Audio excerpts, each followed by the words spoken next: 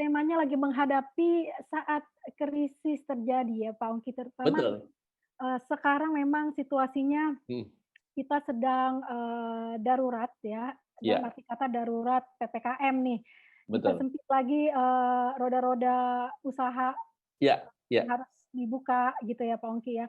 Pertemuan-pertemuan Mhm, dibatasi, banyak sekali, penyekatan-penyekatan jalan mhm. supaya orang tidak beraktivitas Iya, keluar lebih, tinggi gitu aktivitasnya. Pak Ongki sebenarnya, dari sudut pandang ini apakah ini mempengaruhi perekonomian sih sebenarnya Pak Ongki? Terutama ini iya. kita ngomongin untuk usaha-usaha ya, usaha-usaha kecil lah Pak Ongki ya, usaha bisnis-bisnis yang biasa kita jalankan gitu seperti network marketing, seperti sales dan sebagainya. Ini pengaruh nggak Pak Ongki? Ya, jadi kalau kita bicara tentang pembatasan jalur hilir mudik manusia dan barang tentunya, maka bisnis akan berpengaruh. Tapi sebetulnya gini Bu Ira, kalaupun pandemi ini tidak melanda dunia, tetap semua akan berubah. Jadi teman-teman, sebentar saya akan paparkan banyak data. Sebelum pandemi, kita dihebohkan dengan isu era industri 4.0. Kita masuk masa pandemi, ini segala sesuatu telah terjadi disruption.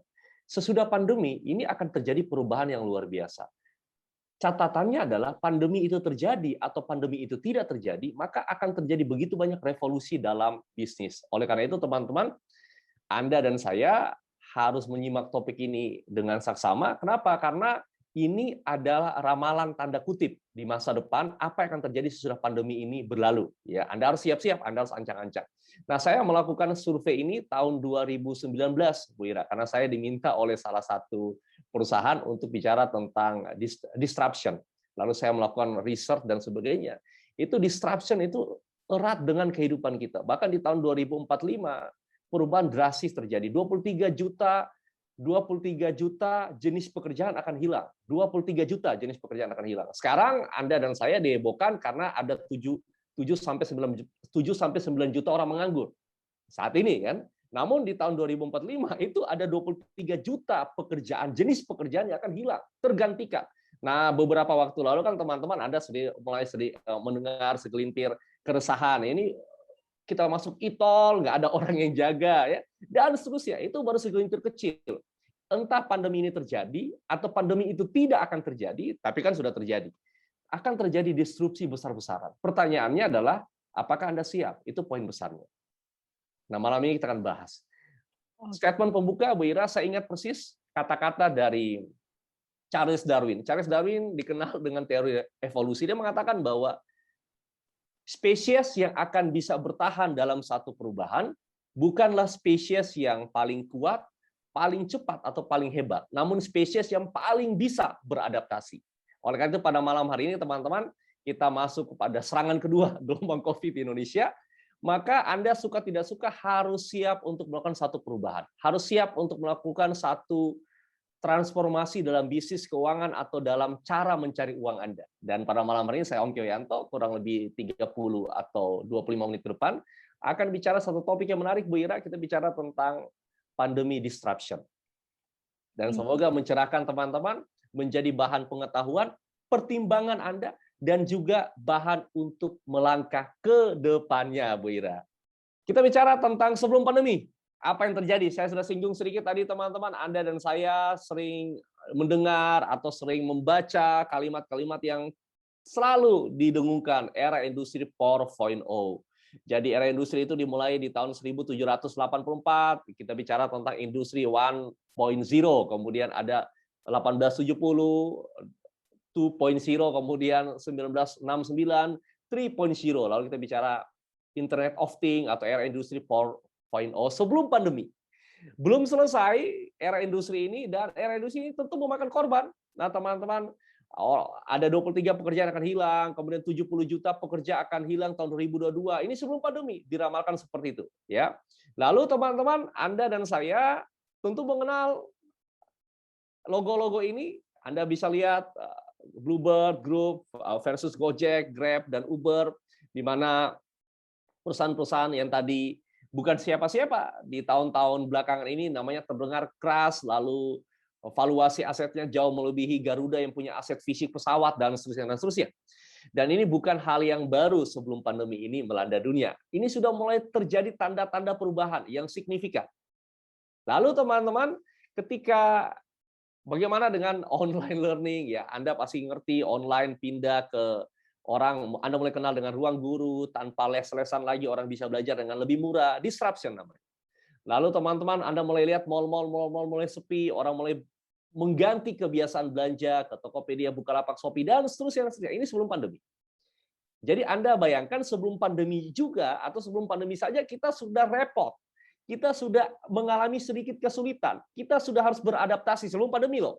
Kita sudah mulai harus beradaptasi, dan kalau Anda tidak beradaptasi di fase sebelum pandemi ini, nah teman-teman agak berbahaya dengan diri Anda. Kenapa? Ingat kata Charles Darwin, spesies yang paling hebat untuk bisa bertahan adalah yang cepat beradaptasi. Kalau Anda belum beradaptasi di masa pandemi, bisnis Anda belum online, lalu teman-teman Anda masih, mohon maaf, agak gaptek tentang dunia online, nah agak warning bagi Anda. Ini sebelum pandemi, ya. Nah, teman-teman, ini retail-retail sudah mulai berguguran. Anda dengar kasus 7-Eleven dan seterusnya dan seterusnya. Di Setara, di mana saya dulu nyewa-nyewa CD di sana, itu tutup sebelum pandemi, ya, mulai berguguran. Kondisi saat ini, ya, saat pandemi, kurang lebih 1 tahun 6 bulan, 1 tahun setengah ini melanda dunia. Apa yang terjadi saat ini? Nah, ini pernah saya bahas di beberapa pertemuan-pertemuan yang lalu. Ada bisnis yang tumbuh, ada bisnis yang turun, ya. Medical, service, ya tumbuh, food dan sebagainya juga tumbuh, personal care dan sebagainya. Lalu yang tourism, leisure, kemudian otomotif, konstruksi, bisnis konstruksi agak sedikit melemah dan sebagainya, ya. Lalu masa pandemi ini teman-teman tentu penuh perjuangan tadi yang Bu Ira sampaikan. Nah, Anda bisa cari data-datanya, ada 20 big company dengan aset yang triliunan juga harus gulung tikar di masa pandemi ini. Nah, teman-teman sering mendengar cerita, Anda mungkin datang untuk borong barang-barang karena dijual murah karena akan tutup. Giant, Ramayana, kemudian Matahari, dan beberapa bisnis-bisnis retail yang lain, ya, mulai ngap-ngapan dan seterusnya. Ini kondisi saat pandemi. Lalu teman-teman, kita bicara tentang gelombang PHK. Ini PHK saat pandemi lebih gila lagi, ya, karena perusahaan ngap-ngapan, perusahaan kesulitan, dirumahkan, bayarnya setengah, bahkan ada istilah OTG, orang tanpa gaji, sehingga begitu banyak orang mulai berinisiasi untuk mencari pekerjaan-pekerjaan yang lain. Teman-teman, kita tidak hanya bicara tentang bisnis kecil, kita bicara tentang Citibank, kita bicara tentang Tesla, kita bicara tentang Dutch Bank, itu banyak bisnis-bisnis besar yang juga melakukan PHK karyawan-karyawan mereka. Kenapa? Karena beban operasional yang mereka tanggung begitu besar. Penutupan jam kerja atau penutupan pengurangan jam kerja menyebabkan tentu omset akan berkurang. Orang mobilitasnya terbatas menyebabkan omset berkurang. Mereka mengalami kesulitan. Ini saat masa pandemi. Lalu kita bicara tentang pengangguran, ya teman-teman. Anda lihat Indonesia memasuki satu siklus yang sangat bagus sebetulnya, ya. 2010 kita bicara tentang 7 jutaan pengangguran. Kemudian sesudah itu teman-teman mulai perlahan-lahan turun sampai di tahun 2018, 2019 kita turun signifikan 5,2 jutaan. Lalu 2020 dia naik menggila 7 juta lebih, bahkan sekarang indikasinya sekitar 9 jutaan akibat pandemi. Anda bayangkan grafik yang telah dipertahankan oleh pemerintah, dia tiba-tiba naik karena masalah pandemi tadi, ya. Lalu teman-teman, data-data ini Anda bisa cari banyak di internet dari sumber-sumber yang terpercaya. Nah, ini yang menjadi concern kita. Lalu apa yang terjadi setelah pandemi? Pandemi bukan isu yang perlu kita dengungkan lagi karena kita sudah 1 tahun 6 bulan, 1 tahun 7 bulan, dan rata-rata teman-teman Anda sudah bisa beradaptasi di sana, ya. Namun yang fokus besar teman-teman adalah sesudah pandemi. Apa yang akan terjadi dengan kita sesudah pandemi? Nah, teman-teman, satu buku yang sangat menarik ditulis oleh Peter Fix. Dia mengatakan The Game Changers, The Game Change atau The Game Changer. Kalimat dia mengatakan bahwa untuk menjadi seorang the game changer atau pengubah peta permainan. Jadi peta permainan ini akan berubah. Apakah Anda adalah orang yang mengubah peta permainan itu? Kalau tidak, maka Anda akan punah. Kamu harus berpikir lebih cerdas dan mampu melakukan disrupsi pasar yang ada. Jangan hanya lebih baik 10% dari pesaingmu, tapi kamu harus 10 kali lipat lebih hebat. Nah, teman-teman, jadi ingat, peta permainan ini akan berubah sesudah pandemi. sementara pandemi juga peta permainan sudah berubah. Banyak bisnis besar yang tutup, ada bisnis-bisnis baru yang bermunculan. Ini sudah mulai terjadi perubahan peta permainan. Nah, sesudah pandemi, ini juga akan diramalkan akan berubah. Nah, kita lihat. Ini bisnis-bisnis yang tumbuh sebelum pandemi dan diramalkan akan mengubah begitu banyak hal atau akan melakukan disrupsi. Misalnya contoh 23andMe. Ini 23andMe adalah salah satu perusahaan yang melakukan cek DNA. Nah, teman-teman, dulunya saya berpikir cek DNA itu hanya untuk mengetahui ya apakah saya DNA cocok dengan orang tua saya, berarti saya anak kandung mereka dan seterusnya. Sampai akhirnya satu saat 2 tahun yang lalu anak saya melakukan tes DNA untuk mengetahui minat bakat dia. Jadi teman-teman, anak saya yang kedua cita-citanya menjadi atlet. Ya, dia masuk ke satu asrama yang dimiliki oleh Chandra Wijaya Badminton School. 1 tahun di sana, lalu saya melihat perkembangannya tidak signifikan. Lalu saya ikutkan dia ke satu camp, pembicaraan dari Singapura, lalu ditawari tes DNA. Bayarnya 25 juta tes DNA itu. 25 juta bayarnya tes DNA. Kemudian dikirim hasilnya ke Amerika, 3 minggu kemudian dikirim balik, lalu terjadi pemetaan secara detail. Nah, ini yang amazing, teman-teman. Terjadi pemetaan secara detail. Lalu dibacakan ke saya. Dia katakan bahwa, Pak, anak Bapak ini sebetulnya kreatif. Ya. Betul, memang anak ini sangat kreatif. Kalau dia jadi atlet, satu, endurance-nya rendah. Nah, di sana saya mulai berpikir, oh iya, pantasan si pelatih badminton itu sering komplain ke saya. Karena si anak ini malas untuk lari. Ya, dia badminton harus lari dong. Dia malas untuk lari. Di sana saya mulai terkoneksi bahwa ya betul, mungkin karena endurance-nya rendah. Lalu dia sampaikan, kalau Bapak memaksakan ini, anak Bapak ini rentan cedera. Anda bayangkan, teman-teman. Anak ini masih usia sekitar 14 tahun dan belum pernah cedera sama sekali. Tapi tes DNA itu mengatakan anak ini rentan cedera. Anda bisa bayangkan hasil yang begitu detailnya. Lalu teman-teman, dia sampaikan, anak Bapak ini sebetulnya jiwa entrepreneurship-nya tinggi, Pak. Anaknya kreatif, matematikanya pintar sebetulnya. Namun kenapa matematikanya rendah? Mungkin karena gurunya yang dia kurang suka atau cara mengajar gurunya yang salah. Singkat cerita, teman-teman, saya harus investasi 25 juta untuk bayar tes DNA itu. Nah, perusahaan 23andMe itu melakukan revolusi. Artinya begini, kalau Anda dan saya, kita datang ke laboratorium, cek di laboratorium, kita ingin cari tahu dong, gula darah kita berapa, kemudian kolesterol berapa, LDL, HDL, triglyceride berapa, lalu asam uratnya berapa, dan sebagainya. Tapi kadang-kadang sudah terlambat. Nah, DNA ini, Anda belum sakit, dia bisa meramalkan tanda kutip, ke depannya apa akan terjadi dengan tubuh Anda. Nah, ini luar biasa. Dan harganya itu hanya $1.000. Hanya $99, Bapak Ibu. Anda bayangkan, saya bayarnya 25 juta. 25 juta berapa tuh? Sekitar berapa? 2.500-an, gitu ya, 2.500-an. Ini hanya $99. Dan ini sangat laku, gitu. Kenapa? Karena disrupsi. Ini akan teman-teman Anda alami, betapa banyak lab yang akan tutup. Ini saya tidak mengatakan pasti terjadi, tapi ramalan. Orang lebih concern ke pencegahan. Kenapa? Karena dia sudah tahu, oh 10 tahun, 20 tahun kemudian ini akan terjadi dengan tubuh saya. Sekarang dia mulai concern dengan multivitamin, suplemen, dan sebagainya untuk mencegah itu tidak terjadi. Jadi bayangkan teman-teman, ini akan melakukan disrupsi di rumah sakit. Klinik-klinik mungkin akan berkurang. Mungkin ya, saya bisa pakai kata mungkin. Dan seterusnya, ini disrupsi gila-gila akan terjadi.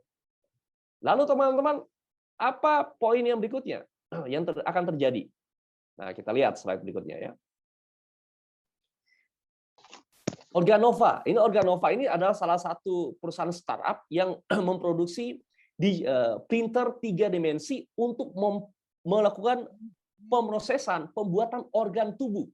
Jadi kalau misalnya jantung saya bermasalah, dia copy, dia baca, lalu dia print, teman-teman. Lalu jadi jantung palsu.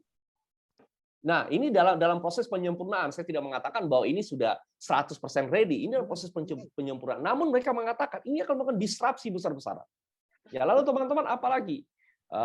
Aerofarm, ini isu yang mungkin Anda sudah dengar. Aerofarm ini untuk ruang pertanian menjadi sempit, sehingga orang tidak lagi horizontal, dia tanam vertikal, tanam ke atas gitu ya, tanam ke atas.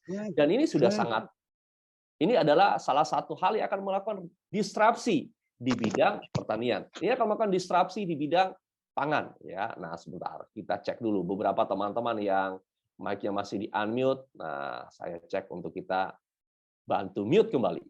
Kalau enggak kita terjadi disruption juga.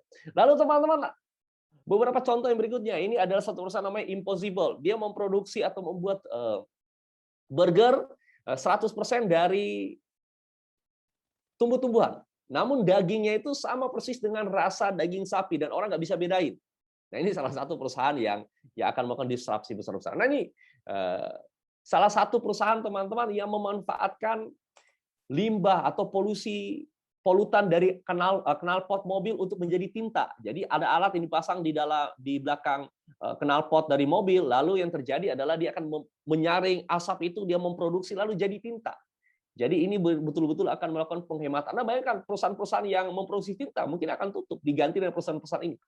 Lalu teman-teman, apa lagi yang terjadi? Ini yang Anda sering pakai ya. Ada perusahaan yang membuat kaca yang kita kenal dengan anti gores. Ini sudah mulai Anda rasakan. Inilah beberapa contoh perusahaan-perusahaan yang akan melakukan disrupsi. Lalu apa yang terjadi? Tahun 2030 diramalkan 23 juta pekerjaan akan hilang. 27 juta sampai 45 juta jenis pekerjaan baru akan muncul di periode yang sama. Kalau dulu teman-teman Anda dan saya jarang mendengar kata konten kreator, hari ini konten kreator bukan bahasa yang asing.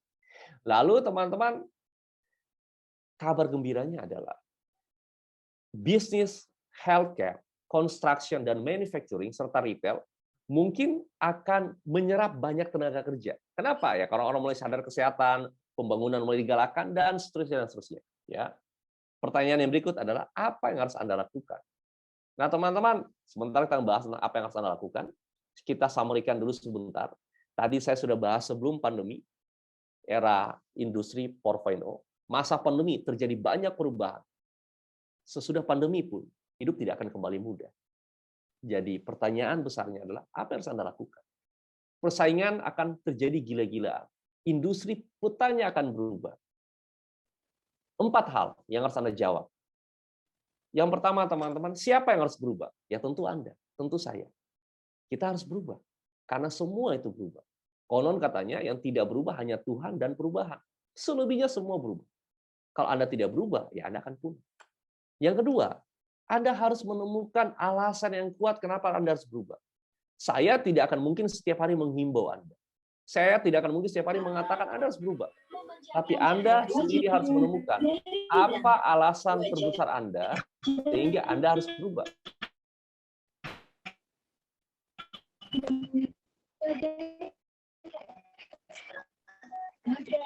Nah.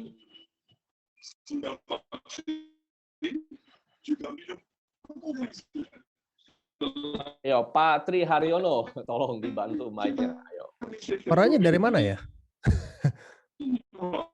Halo, tes 1, 2, 3. Sebentar. Saya tolong dibantu agar bisa, nah, terima kasih ya, bisa mematikan mic. Ya, teman-teman, ini disrupsi. Lalu teman-teman, kita masuk kepada poin yang selanjutnya tadi. Ya, teman-teman, sekarang saya berikan waktu Anda 5 menit. Tolong pikirkan, tolong renungkan. Lalu teman-teman, Anda tulis 3 alasan kenapa Anda harus berubah. Ayo teman-teman, Anda chat dulu, Anda renungkan, Anda pikirkan, lalu Anda jawab di kolom chat, kenapa sih Anda harus berubah? Ketika Anda membaca peta yang akan terjadi nanti, kita sudah tidak bicara pandemi lagi, karena ini sudah bukan lagi hot issue. Kita bicara after, sesudah pandemi. Yuk teman-teman, Anda chat dulu, ayo teman-teman. 3 hal, alasan kenapa Anda harus berubah. Ya. Oke, ini beberapa ya. Ayo teman-teman, kenapa Anda harus berubah? Ayo. 3 alasan. Kenapa teman-teman, menurut Anda, kenapa Anda harus berubah? Nah, ini bagus nih. Ibu Desira Maringka, dia mengatakan bahwa ya biar nggak ketinggalan, terima kasih ya. Lalu Bu Lili mengatakan supaya bisa bertahan hidup dan berhasil, terima kasih ya. Lalu Jeffrey mengatakan bahwa persiapan masa depan yang untuk berubah ya. Nah, hidup cuma sekali kata Naomi, ya oke. Agar punya masa depan lebih baik, terima kasih ya. Lalu Ira mengatakan supaya bisa beradaptasi dengan kondisi after pandemi, terima kasih ya. Lalu dunia juga berkembang, terima kasih ya. Agar hidup lebih baik, terima kasih. Teman-teman, lalu yang berikut, pertanyaan yang keempat yang harus Anda jawab adalah, apa yang akan Anda ubah? Nah, kalau saya pribadi, saya melihat bahwa cara berbisnis harus berubah. Saya pribadi.